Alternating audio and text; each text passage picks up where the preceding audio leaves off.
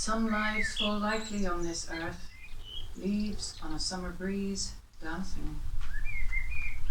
Some cast up hard on a place of high sorrow, slow swell of ice flow melting.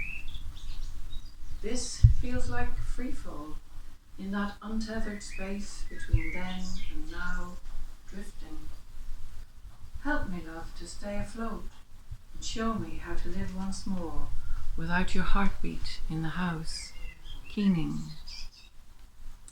That was my poem, The Moorings, from my debut poetry collection, The Untethered Space, which is published today, June 1st, 2020, by Forward Press.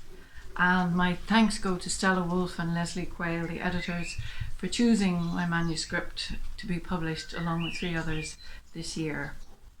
I'd like to kick off this evening's brief proceedings, they will be short, with a bit of a family tradition. Miles na Gopaleen, otherwise known as Brian O'Nolan, Flann O'Brien, all sorts of pseudonyms, was a wonderful Irish writer, columnist, novelist, whatever. And my brother David used to begin evenings in the old schoolhouse in Allihies, where he brought students over from France and America to learn about Irish culture, poetry, music, and so on. He used to kick off the evenings with the poets with this quote from Miles na Gopaleen. It is tongue-in-cheek, but it's family tradition, so I'm going to start with it. Having considered the matter in, naturally enough, all its aspects, I have decided that there is no excuse for poetry. Poetry gives no adequate return in money, is expensive to print by reason of the waste of space occasioned by its form, and nearly always promulgates illusory concepts of life. But a better case for the banning of all poetry is the simple fact that most of it is bad. Nobody is going to manufacture 1,000 tons of jam in the expectation that 5 tons might be eatable. Furthermore, poetry has the effect on the negligible handful who read it of stimulating them to write poetry themselves. One poem, if widely disseminated, will breed perhaps 1,000 inferior copies. So, I'd like to open this evening by reading a short poem called Blessed. The first 2 words are in Irish and they mean long, long ago. Blessed. Fado, fado, there was a land at the edge of the world, and the land had hungered for a long and lonely time. Grey it was and hard. Nothing grew there, and all the fish had left the sea. There was only the sound of the waves beating against the shore, and the rain wetting the stones and the rocks. Men went out the barren road to search for food, and came back with hands that were empty and cold, and the women had no milk nor any warm thing to hush their crying children. And so the people travelled across mountain and river and townland and bog until they crossed the ocean, huddling together below decks, sleeping with their dead, with hope. Long were the days that followed, but the people took root in the new land, and many were their descendants who bloomed after them, and they stopped building the boats. This next poem is one of the first ones I had published, actually. It's a sonnet called Nocturne. When we are done, you and I, and all this mess of love and sweat is just a faded stain. When loving hands, instead of a caress, reach for the evening paper with disdain. What will we say, you and I, now the nest has emptied, and we have nothing to sustain the nights when silence is the only guest? Will we still, you and I, even try to rekindle love now in its last arrest? Or will the final act be a lengthy sigh of boredom too withering to bear? When it comes to that, our last goodbye, will we forget how much we each once cared? Are we done, do you think, you and I?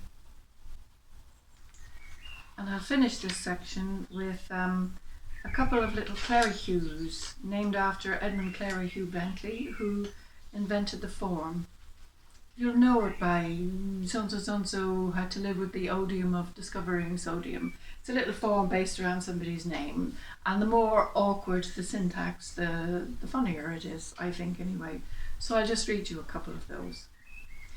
The sequence is called Dead Irish Heroes.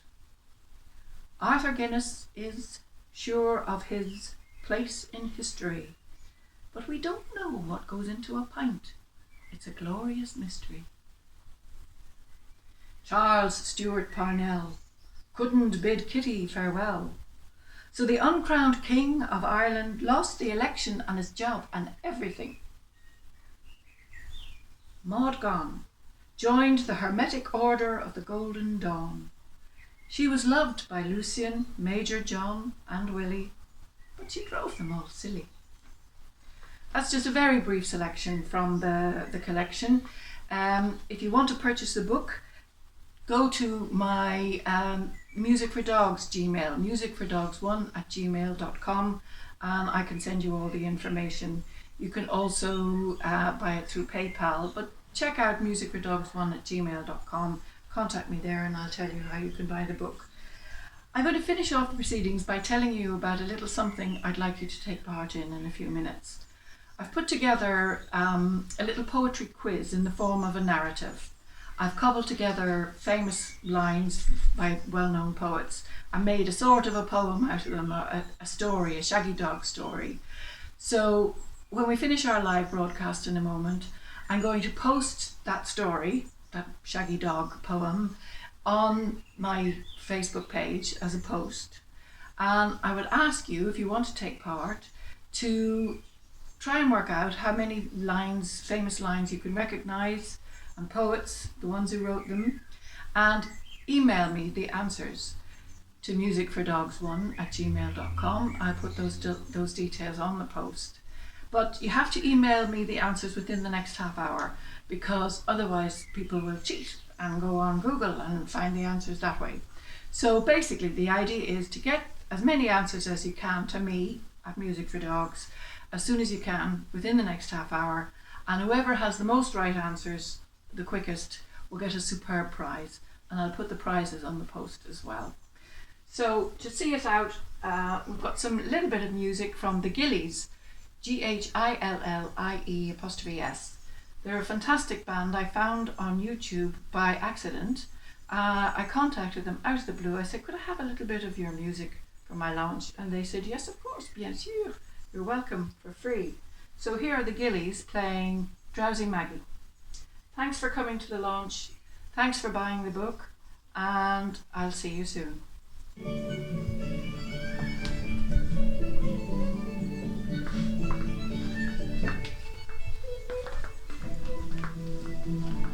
And thank you to my lovely assistant, Samantha. Good night, everybody.